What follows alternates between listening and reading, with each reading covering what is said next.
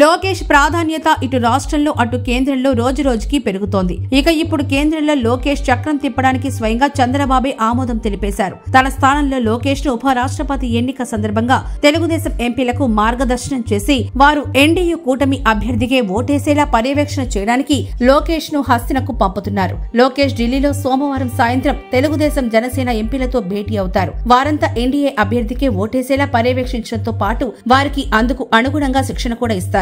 పర్యవేక్షణ శిక్షణ ఎందుకంటే ఉపరాష్ట్రపతి ఎన్నికల్లో ఓటేసే విధానం ఒకంత భిన్నంగా ఉంటుంది. అందుకే తెలుగుదేశం జనసేన ఎంపీలకు ఉపరాష్ట్రపతి ఎన్నికలో ఓటేసే విధానంపై అవగాహన కల్పించడంతో పాటు శిక్షణ కూడా ఇవ్వాలి అన్న చంద్రబాబు సూచన మేరకు లోకేష్ ఆ బాధ్యతను భుజస్కంధాలపై వేసుకున్నారు. ఇక సోమవారం సెప్టెంబర్ 8 రాత్రి హస్తినలోనే బస చేసి మంగళవారం సెప్టెంబర్ 9 ఉపరాష్ట్రపతి ఎన్నికల ప్రక్రియను పరిశీలిస్తారు. ఈ మేరకు తెలుగుదేశం పార్టీ అధినేత ముఖ్యమంత్రి నారా చంద్రబాబు నాయుడు టీడీపీ ఎంపీలకు సమాచారం ఇచ్చారు. వాస్తవానికి సీఎం చంద్రబాబే స్వయంగా ఢిల్లీకి వెళ్లాల్సింది.